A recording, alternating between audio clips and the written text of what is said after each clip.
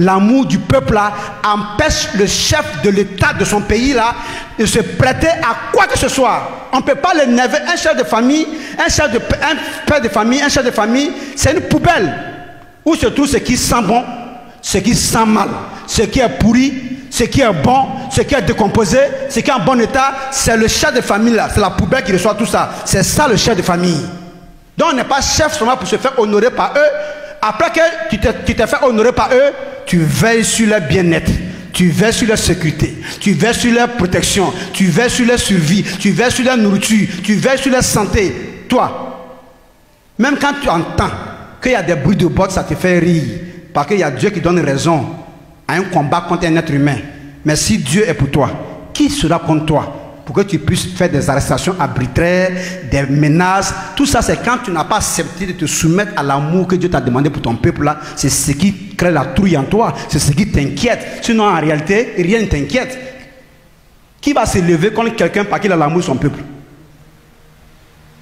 Mais les gens peuvent dire que tu n'as pas l'amour de ton peuple. Toi-même, tu dis quoi? C'est pour toi qui compte. Et on n'a pas dit d'ouvrir la bouche. Ta sérénité va prouver que tu as l'amour de ton peuple. Et ton déséquilibre va témoigner que donc tu n'avais pas l'amour de ton peuple. Moi, je suis un grand conseiller qui suis venu sauver n'importe qui veut se faire sauver, qui suis venu aider celui qui veut se faire aider. Je suis venu pour donner conseil. Lui qui a entendu, c'est bon pour lui-même. On ne confie jamais sa chose précieuse à quelqu'un qui ne t'aime pas.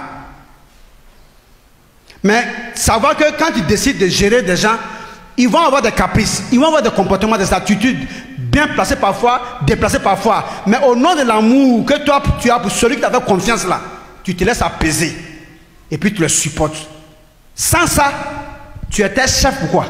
Sans ça, tu présidais par rapport à quoi?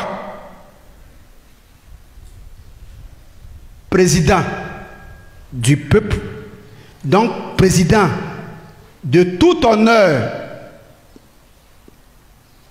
qu'on trouve au sein du peuple là, toi tu présides en honneur. C'est-à-dire que toi tu es honoré plus que tout sort d'honneur. C'est-à-dire que toi tu as l'honneur qui dépasse tout sort d'honneur que les gens vont recevoir dans les entreprises, dans des ministères. Tu comprends?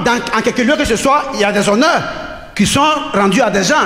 Mais le chef de l'État, le président, lui reçoit l'honneur qui est au-dessus de tous ces honneurs-là. Afin que, comme tu as reçu l'honneur au-dessus de tout ça, automatiquement, qu'est-ce que ça fait maintenant?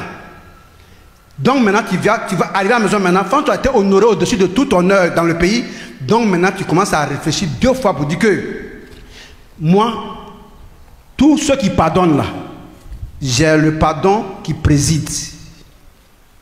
Tous ceux qui excusent là, j'ai l'excuse qui doit présider.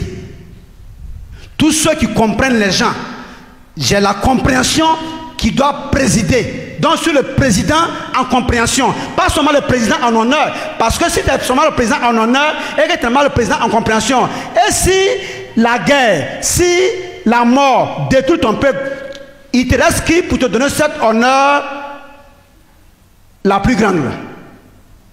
Ou bien le plus grand là? Qui reste? Donc, ce sont ceux qui t'honorent là, ce sont ceux-là même là. Donc, quand tu préserves leur, c'est-à-dire que quand tu veilles sur leur survie, tu préserves leur vie, tu es en train de toi-même garantir ton honneur en fait. C'est pas si je me suis fait comprendre. Je voulais dire, celui qui t'honore, et puis quand tu passes, tu es félicité, tu te sens honoré là. Il faut qu'il continue de vivre pour que ton honneur continue. Et même si tu sens que ton temps de partir est arrivé, c'est pas pour cela qu'il faut les détruire. Hein. C'est pour cela maintenant, il faut bien les arranger pour qu'ils réalisent une différence entre toi et celui qui va te succéder. Donc tu n'as même pas un temps où tu dois cesser d'être bien. Tu n'as même pas un temps où tu dois cesser de penser au bien des gens. Tu n'as pas un temps, il n'y a pas un temps pour ça. Jusqu'à ce que Dieu prenne ton souffle. Que Dieu soit béni. Ça, c'est le conseil pour le chef d'État et les opposants qui veulent devenir président. Voici des conseils.